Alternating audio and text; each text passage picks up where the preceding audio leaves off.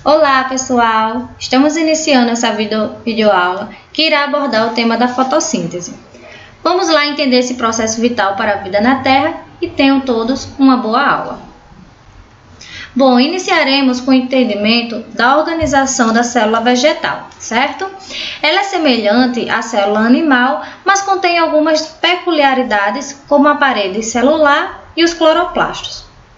Esta célula se divide em componentes citoplasmáticos, que são um composto de organelas celulares e outras estruturas que sejam ativas no metabolismo celular, incluindo as organelas núcleo, retículo endoplasmático, citoplasma, ribossomos, complexo de Golgi, mitocôndrias, lisossomos e cloroplastos.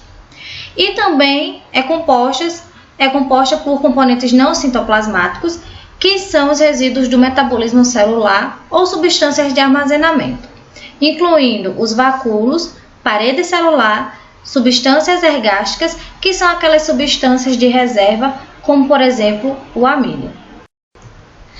Voltando aqui para o cloroplasto, ela é a organela responsável pelo processo da fotossíntese. Portanto, durante a nossa aula, nós iremos nos deter nesta organela, ok? Os cloroplastos são circundados por uma dupla membrana lipoproteica seletiva. Internamente, eles possuem um sistema de tilacoides que estão empilhados na forma de grânulo, conectados entre si por lamelas. Esse conjunto de tilacoides e lamelas formam a unidade de geração de energia, que alojam numa matriz denominada diestroma, na qual estão presentes enzimas necessárias para a fase escura da fotossíntese. A clorofila, ela está presente no tilacoide, na membrana do tilacoide, onde ocorrerá a fase clara. Então, o que seria basicamente esse processo? Bom, a fotossíntese é a capacidade do vegetal transformar energia luminosa em energia química, utilizando-se de água e luz que fornecerão a energia para fixar o CO2 na forma de glicose.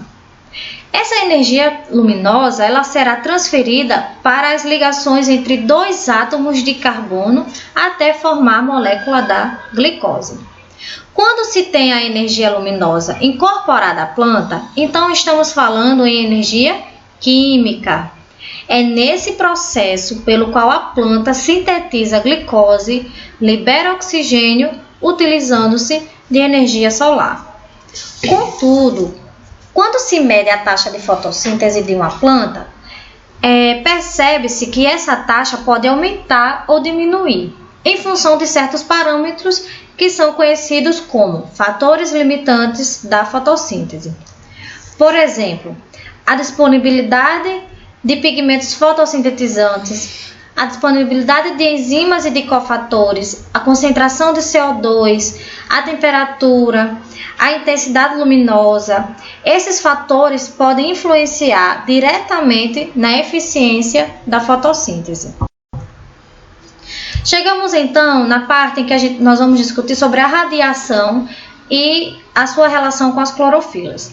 Então, voltando para o cloroplasto, vamos nos deter agora nos pigmentos necessários para a fotossíntese. Bom, para que esse processo inicie, será necessário que a energia solar incida sobre a clorofila, que se encontra nas camadas do tilacoide, como já foi citado anteriormente, né? E ela pode ser de dois tipos: a clorofila A, que é verde azulada, e a clorofila B, que é verde amarelada. Observando aí esse espectro da luz visível, nós observamos que a luz ela é dividida em várias cores, certo?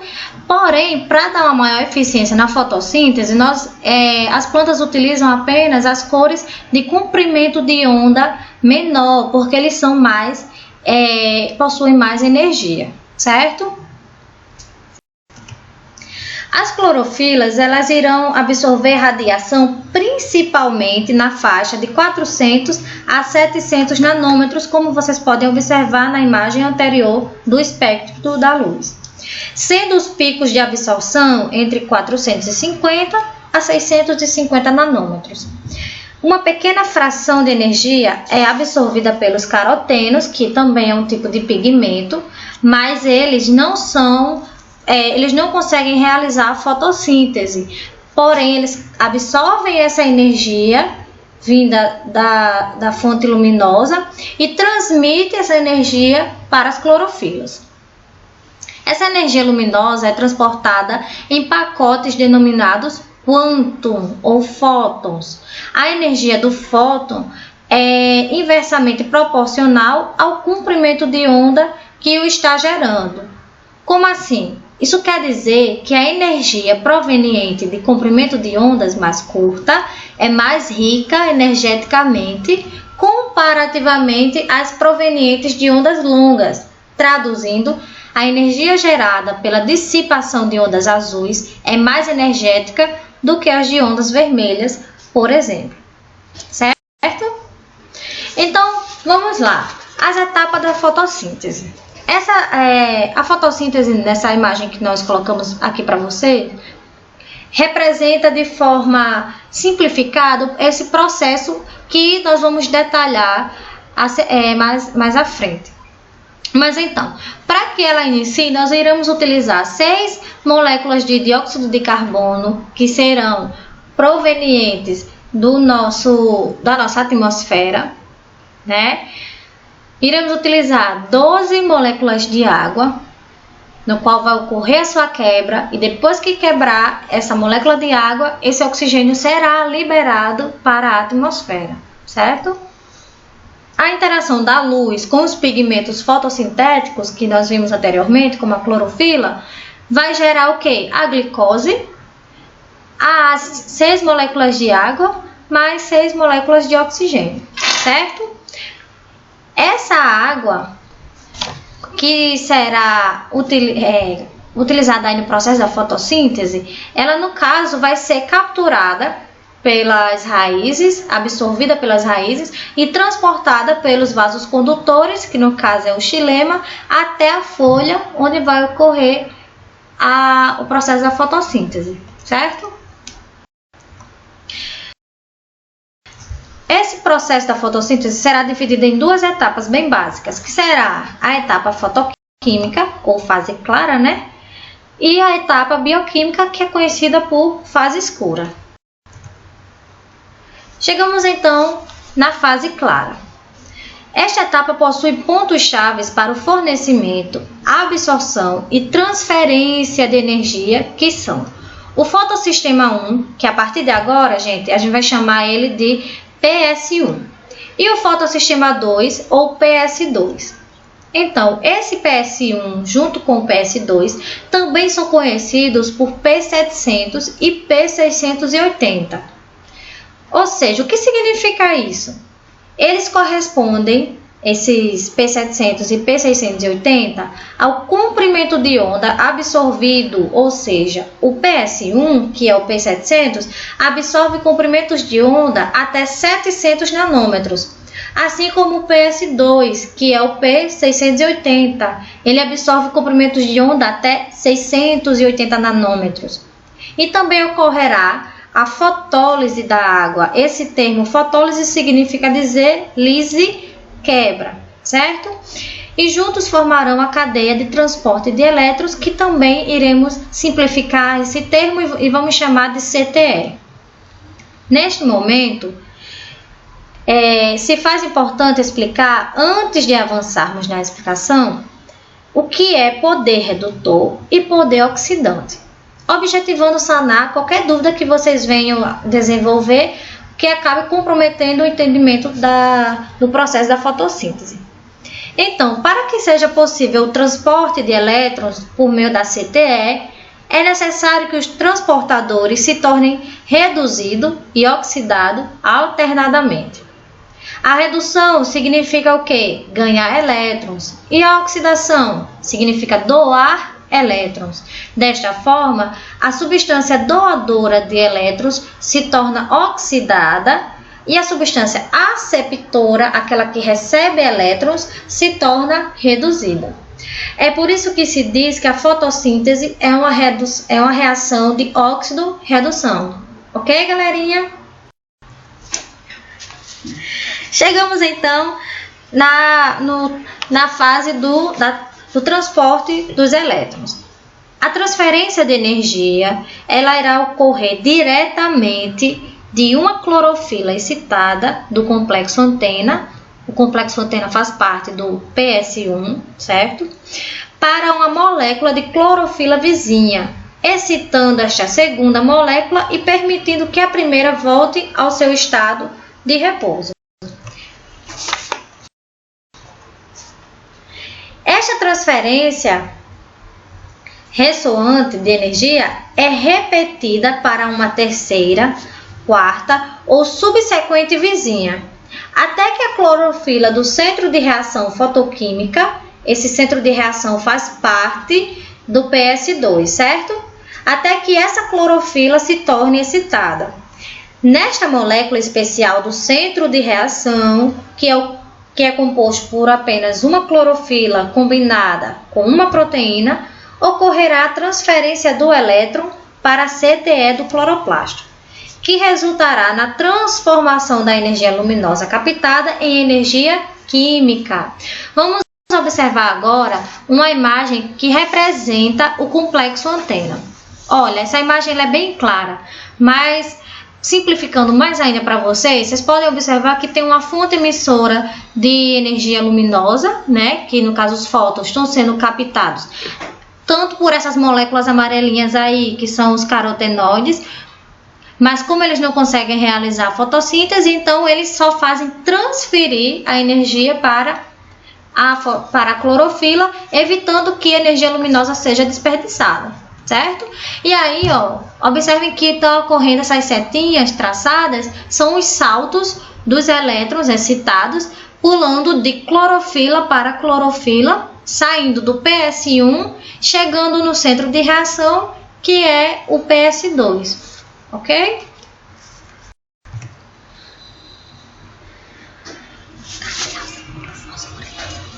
Então, depois que aquela molécula excitada sai do centro de reação, ela vai liberar elétrons que vão fluir descendentemente pela CTE até o PS1, que assim como acontece com o PS2, também é excitado e libera elétrons.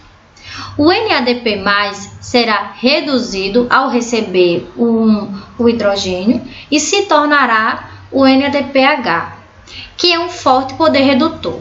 O elétron do PS1 é reposto por meio da fotólise da água, que significa a quebra da molécula da água, certo?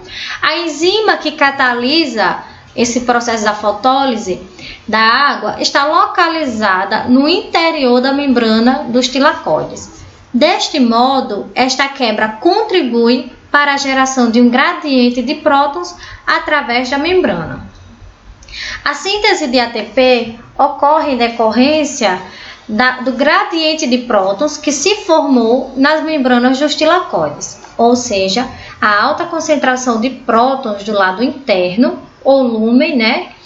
E a baixa concentração no lado externo, que é a parte do estroma, gera ATP a partir de moléculas de ADP e fosfato.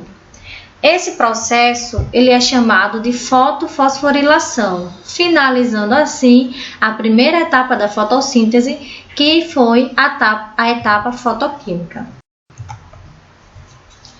Chegamos então, pessoal, à última etapa da fotossíntese, onde ocorre a fase escura, ou chamada também de etapa bioquímica, certo?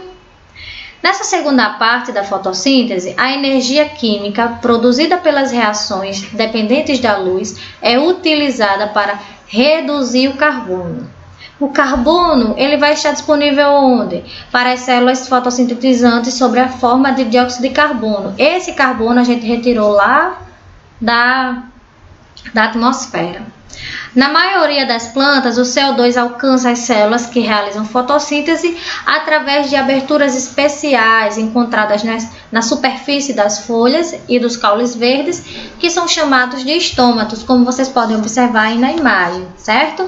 Tem aí a imagem da superfície foliar e tem essas estruturas que funcionam como células guarda. Elas permitem a saída do oxigênio e a saída da água e também permitem a entrada do gás carbônico, certo?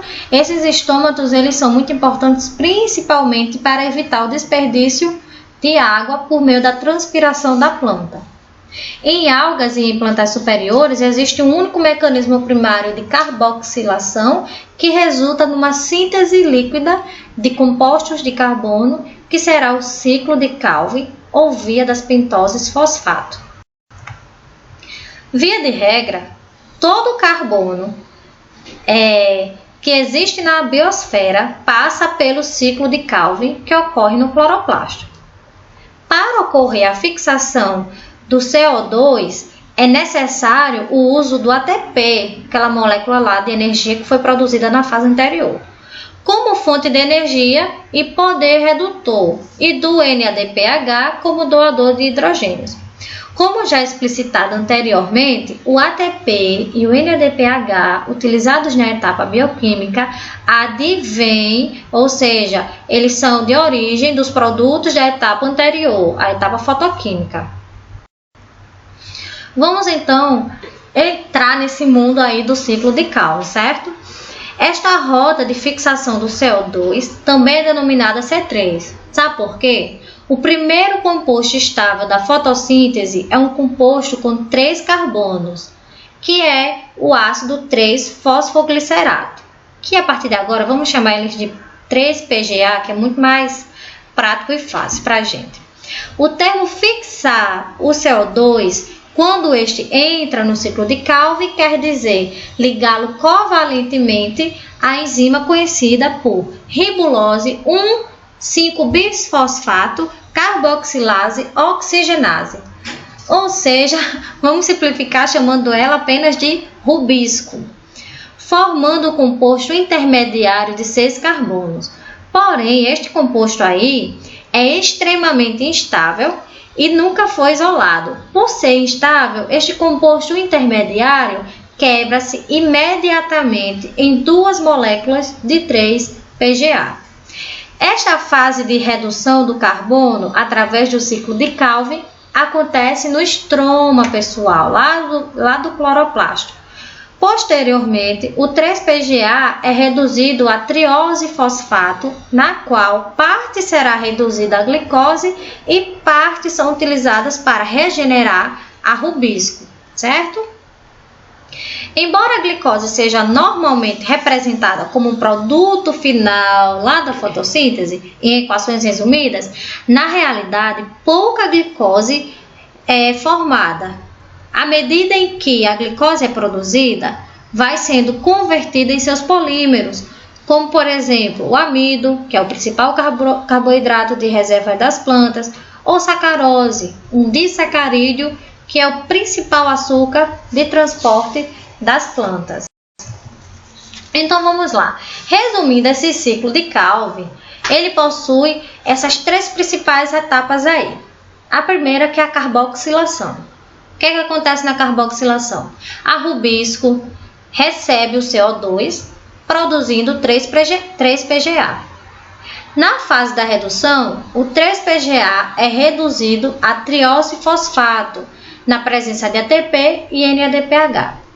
E na fase da regeneração, a rubisco ela será regenerada a partir da triose-fosfato, na presença de ATP.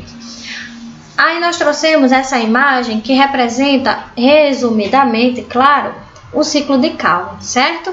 Então, na fase luminosa, ocorreu a etapa fotoquímica, que teve alguns produtos, como 12 moléculas de NADPH, né? Mais 18 moléculas de ATP. Mas essas moléculas elas serão utilizadas aqui na fase escura, que se caracteriza pelo ciclo de Calvin. Então, essas 12 moléculas de NADPH serão utilizadas, se transformando em 12 moléculas de NADP, certo? E essas moléculas de ATP serão utilizadas também no ciclo de Calvin, e aí nós teremos apenas 18 moléculas de ADP mais 18 moléculas de fosfato livre, certo? E dando um saldo final de molécula de glicose mais 6 moléculas de água, ok? E aí nós chegamos, galerinha, na questão da fotossíntese e sua relação com os seres vivos, certo? Então, a fotossíntese ela terá várias relações, mas nós vamos citar apenas a sua relação com a cadeia alimentar e com os seres aeróbios, certo? A biosfera é um conjunto de ecossistemas existentes no planeta Terra. E o que seria um ecossistema? Claro que vocês já sabem, né? Mas vamos lá. Compreende os seres vivos e o ambiente com suas características físico-químicas e as inter-relações entre os fatores bióticos, aqueles que possuem vida, né? E os fatores abióticos, aqueles que não têm vida, como por exemplo o vento, a chuva, né? E a transferência de energia entre os seres vivos, quando estes se alimentam e servem de alimento para os outros organismos, forma a cadeia alimentar. Em um ecossistema existem diversas cadeias alimentares. E a relação entre essas cadeias, a gente chama ela de teia alimentar. Então, nós temos aqui, quanto à sua disposição na cadeia alimentar, os organismos eles se dividem nos seguintes níveis tróficos. Nós temos os seres produtores, consumidores e decompositores. E observando a imagem, a gente vê que ela inicia com o processo de fotossíntese resumido. A energia solar transfere energia térmica aí para os seres produtores, que são os seres que realizam a fotossíntese, e os consumidores irá iniciar pelo consumidor primário, que é aquele que se alimenta dos produtores. Toda a cadeia alimentar irá iniciar com a relação dos seres produtores, certo? Então, nós temos consumidor primário, que é a lagarta se alimentando aí da planta, o passarinho se alimentando da lagarta e assim por diante, até que tanto os produtores quanto os consumidores irão sofrer a ação dos seres decompositores, que são os fungos e bactérias, que têm a função de devolver essa matéria orgânica para o nosso planeta, certo? Fazendo a reciclagem da matéria orgânica. E também vocês podem observar que a cada processo que acontece da cadeia alimentar ocorre a transferência não só de matéria, mas também de energia, certo? Na forma de calor, que uma parte será absorvida pelo animal e a outra parte será eliminada para o ambiente, ok? Além dos carboidratos, a fotossíntese dá origem também ao gás oxigênio, que será utilizado pelos seres aeróbios. Esse oxigênio será lançado na atmosfera ou na água, no caso das algas, né? E por fim, os animais e as plantas usam esse gás e o alimento para produzir a sua energia, tá? Gente, então, obrigada. Finalizamos aqui a nossa videoaula sobre a fotossíntese e esperamos vocês no próximo vídeo. Até mais!